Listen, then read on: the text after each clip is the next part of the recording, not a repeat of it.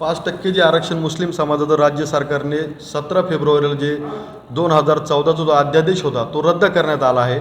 यासाठी आम्ही आता तीव्र एक मोठं आंदोलन महाराष्ट्रामध्ये उभं करणार आहोत।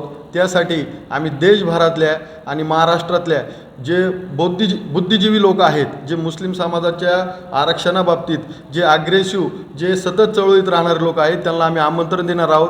आणि ज्या राजकीय पुढाऱ्यांनी मुस्लिम मताखाली जे मुस्लिम समाजाच्या मतांखाली जे मतं घेतली त्यांनासुद्धा आम्ही त्यांच्यापाशी सुद्धा जाणार आहोत की बाबा तुम्ही निवडणुकीपुरतं काय आता मुस्लिम समाजावर खरी वेळ आली आहे की समाजासोबत तुम्हाला उभं राहण्याची। जसं की मनोज दादा जरांगे पाटील यांनी जी एक चळवळ उभी केली होती की त्या चळवळीमध्ये मराठा समाजाचा प्रत्येक नेता प्रत्येक आमदार हा येऊन मनोज दादा सोबत उभा राहिला होता। मी नक्कीच म्हणतो की मी हा एकटा काही करू शकत नाही, तुम्ही सर्वजण सोबत या आणि आम्ही पण पाहू की या जे लोक मुस्लिम समाजासाठी जे रस्त्यावर मतं मागायला उतरले होते ते मुस्लिम समाजाच्या हक्कासाठी रस्त्यावर येतात का नाही हे पण आम्ही नक्कीच पाहणार आहोत। आणि जर याच्या आंदोलनामध्ये जर मुस्लिम समाजाच्या न्यायिक मागणीमध्ये जर यांना मुस्लिम नेते जे मुस्लिम मतं घेऊन जे लोकप्रतिनिधी झालेत ते जर सामील जर नाही झाले तर आम्ही नक्कीच त्यांना घेराव घालणार आहोत आणि त्यांना सवाल उच्चारणार आहोत।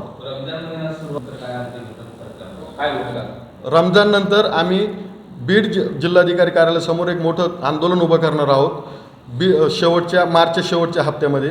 आणि त्यानंतर त्याच दिवसापासून आम्ही मुंबईकडे कूच करणार आहोत। आम्ही एक पैदल मार्च बीड ते मुंबई हे आम्ही आझाद मैदानाकडे कूच करणार आहोत। जे आम्ही आमच्या जे आंदोलनात सहभागी लोक आहेत त्या सगळ्यांसोबत आम्ही घेऊन मुंबईकडे कूच करणार आहोत।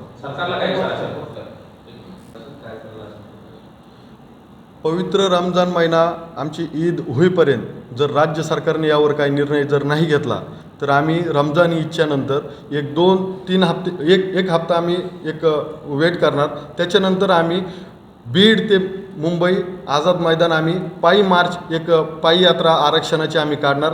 त्यामध्ये पार भंगार विकणाऱ्यापासून तर पार गाडा लावणाऱ्या मुसलमान आणि त्यासोबत आम्ही विद्यार्थीसुद्धा इथून घेऊन मुंबईपर्यंत आम्ही कूच करणार आहोत। आणि जर काही कायदा सुव्यवस्थेत जर प्रश्न निर्माण झाला तर याला जबाबदार राज्य सरकार असेल हे त्यांनी लक्षात घ्यावं।